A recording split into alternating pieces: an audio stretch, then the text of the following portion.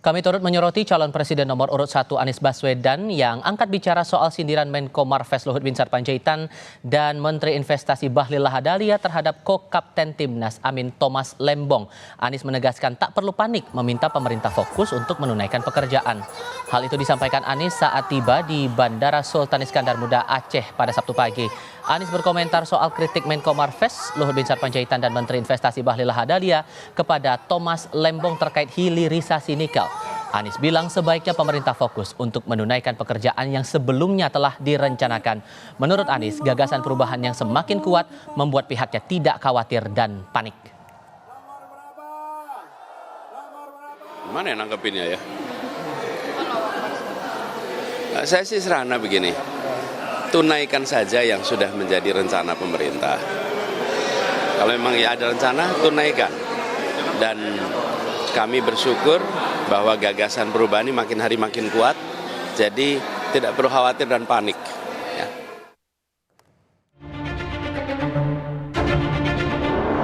Lithium ferrofosfat itu sering digaungkan Pak Tom Lembong itu. Saya nggak tahu ya, Pak Tom Lembong dan tim sesnya sering nggak diskusi dengan cawapresnya. Masa cawapresnya nggak paham? Aneh loh. Muhaimin Iskandar dan Gibran Rakabuming Raka saling serang soal lithium ferrofosfat atau LFP, teknologi pengolahan mineral baru yang dikembangkan Tiongkok untuk baterai kendaraan listrik, serta pro kontra hilirisasi nikel saat debat Cawapres 21 Januari lalu. Aneh loh. Soal nikel, Muhaimin menilai hilirisasi yang kini tengah digemborkan pemerintah berlangsung ugal-ugalan karena merusak lingkungan dan tidak berdampak pada kesejahteraan masyarakat sekitar. Hal itu pun dibela ko-kapten Timnas Amin yang juga mantan Menteri Perdagangan Thomas Lembong. Yang dimaksud Mas Gibran itu kok tidak berpihak kepada produksi nasional, ya kan? Saya kira jawaban Pak Muhaimin kemarin sangat pas, ya sangat sempurna. Kita tentunya tidak anti hilirisasi. Yang kita anti adalah hilirisasi yang ugal-ugalan.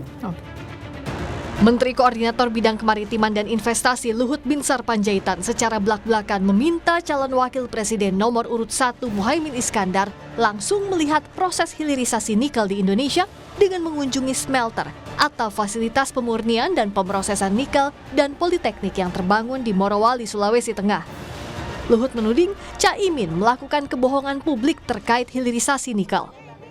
Saya pengen sebenarnya mengundang Muhaimin itu berkunjung kan udah ke WDB, ke Morowali untuk lihat sendiri, seeing is believing.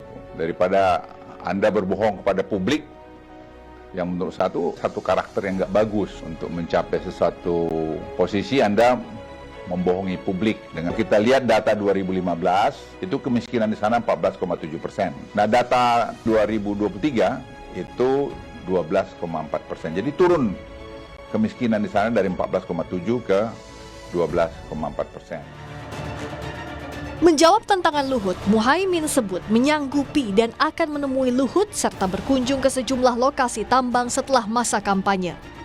Itu soal tantangan Pak Luhut kemarin, Pak Luhut menunggu telepon dari Gus Imin itu. Oh iya, nanti kalau kampanye ini mulai agak reda, ini saya lagi di daerah, tentu akan saya temui Pak Luhut, saya ajak ke daerah-daerah tambang. Selain menyasar Muhaimin, serangan balik terkait hilirisasi nikel pasca debat Cawapres lalu dikemukakan Menko Marves Luhut Binsar Panjaitan terhadap ko-kapten Timnas Amin Tom Lembong. Luhut meminta Tom Lembong melihat data panjang pergerakan nikel. Bahkan, ia juga menyinggung tugas Lembong saat menjabat Menteri Perdagangan dulu tidak pernah selesai. Tim Liputan, Kompas TV.